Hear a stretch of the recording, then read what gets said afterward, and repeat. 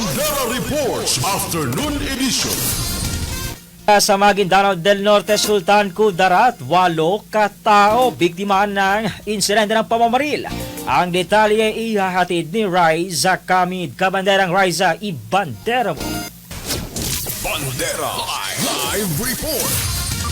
Dead on the spot ang 4 katao habang sugatan naman ang 4 na iba pa matapos na pagbabarilin sa Sitio Kilometer 14, Barangay Landia, Sultan Kudarat, Maguindanao del Norte kahapon.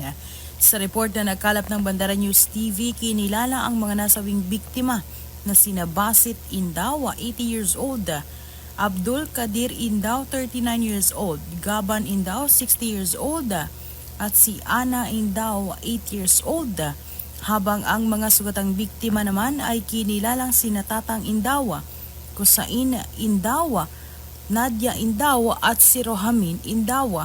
Lumalabas sa investigasyon na nasa loob lamang ng kanilang pamamahay ang mga biktima na magkakapamilya nang bigla na lamang mayroong mga armadong kalalakihan.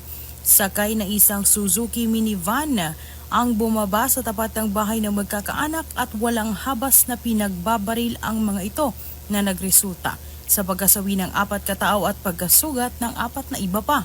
Matapos naman makarinig ng sunod-sunod na putok ng baril ay agad naman na nagresponde ang PNP at mga barangay officials.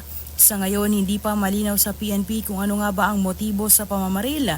Ngunit nagpapatuloy ang isinasagawang investigasyon kaugnay sa kalunos-lunos na sinapit ng pamilya. Mula dito sa Bandera News TV, Cotabato, Riza Kamid, Basta Balita. Ibandera mo. Bandera Reports Afternoon Edition.